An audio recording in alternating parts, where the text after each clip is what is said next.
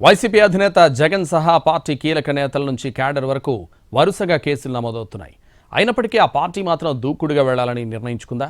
పర్యటనలు, పరామర్శల పేరిట అధినేత జగన్ వారానికో ప్రాంతానికి వెళ్లడం, అక్కడ కేసులు నమోదు కావడం సాధారణంగా మారిపోయిందా?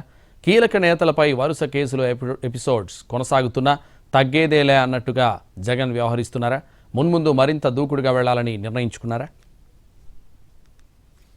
ఏపీలో వైసీపీ నేతలపై కేసుల పరంపర కొనసాగుతున్నా ఆ పార్టీ మాత్రం దూకుడు తగ్గించకూడదని నిర్ణయానికి వచ్చినట్లు తెలుస్తోంది.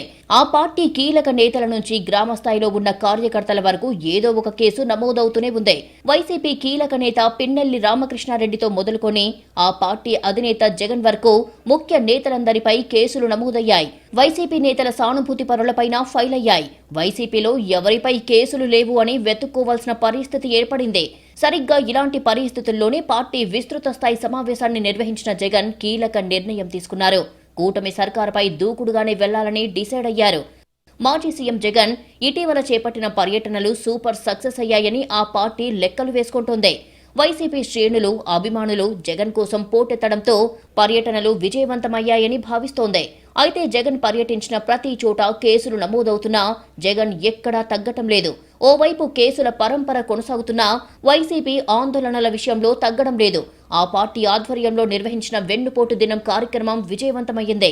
దీంతో పోరుబాట పట్టాలని ఆ పార్టీ అధినేత జగన్ భావిస్తున్నారు. సూపర్ 6 హామీల అమలులో ప్రభుత్వం వైఫల్యం చెందిందని, ప్రజల్లో వ్యతిరేకత స్టార్ట్ అయ్యిందని జగన్ చెబుతున్నారు.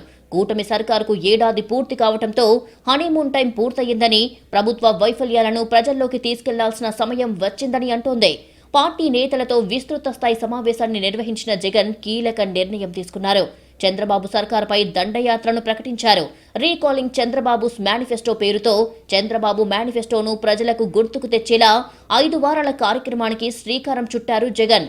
వరుస కేసులతో వైసీపీ నేతలను ఇరుకున పెట్టేందుకు చూస్తున్న కూటమి ప్రభుత్వంపై 5 వారాల పాటు వైసీపీ శ్రేణులు నిర్వహించాల్సిన కార్యాచరణను ప్రకటించారు. బాబు షూరిటీ, మోసం గ్యారంటీ అంటూ ఎన్నికల ముందు చంద్రబాబు ఇచ్చిన హామీలను అమలు చేయకపోవడాన్ని ప్రజల్లోకి తీసుకెళ్లనున్నారు. పార్టీ రీజనల్ కోఆర్డినేటర్లు, పార్టీ జిల్లా అధ్యక్షులు, నియోజకవర్గ ఇన్ఛార్జీలు పాల్గొంటారు. ప్రజలతోనే క్యూఆర్ కోడ్ స్కాన్ చేయించి వారు ఎంత నష్టపోయారో వివరించనున్నారు. వైసీపీ ఆందోళనలు ఆ పార్టీకి లాభిస్తాయా? రానున్న రోజుల్లో పరిణామాలు ఎలా మారబోతున్నాయి అనేది చూడాలి.